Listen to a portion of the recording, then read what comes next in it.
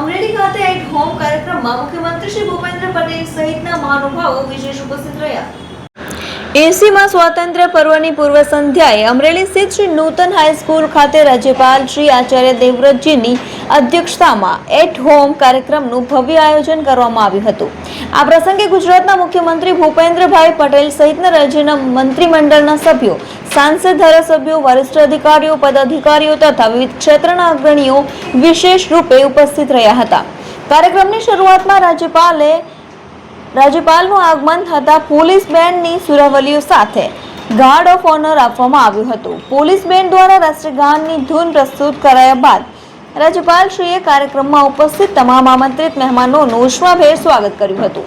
અમરેલીની પવિત્ર ધરતી પર 80મા સ્વાતંત્ર્ય પર્વની પૂર્વ સંધ્યાએ આયોજિત એટ હોમ કાર્યક્રમમાં મુખ્યમંત્રી ભૂપેન્દ્ર પટેલ અને અન્ય મહાનુભાવોની સન્માનનીય ઉપસ્થિતિમાં રાજ્યપાલ આચાર્ય દેવવ્રતજીએ દેશની આઝાદી માટે બલિદાન આપનારા અસંખ્ય જ્ઞાત અજ્ઞાત ક્રાંતિવીરોને ભાવપૂર્ણ શ્રદ્ધાંજલિ અર્પણ કરી સૌ નાગરિકોને સ્વાતંત્ર્ય પર્વની હાર્દિક શુભેચ્છાઓ પાઠવી હતી।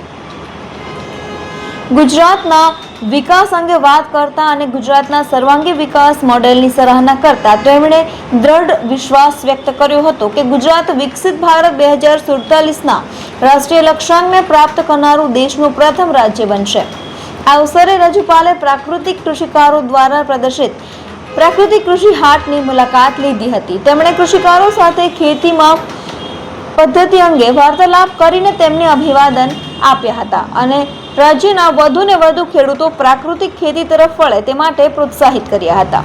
કાર્યક્રમ દરમિયાન સ્થાનિક કલાકારો દ્વારા રજૂ કરાયેલા દેશભક્તિના ગીતોએ સમગ્ર વાતાવરણને રાષ્ટ્રપ્રેમની ભાવનાથી સભર બનાવી દીધું હતું।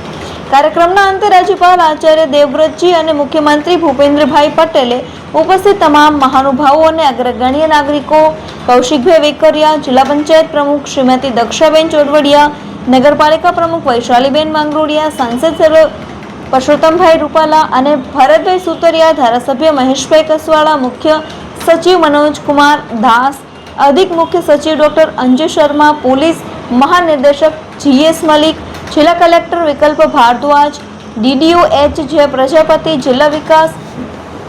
જિલ્લા પોલીસ વડા સંજય ખરા તેમજ પદ અધિકારીઓ, એક્સ આર્મીમેન, રમતવીરો, ખેડૂતો અને સમાજના શ્રેષ્ઠીઓ ઉપસ્થિત રહ્યા હતા।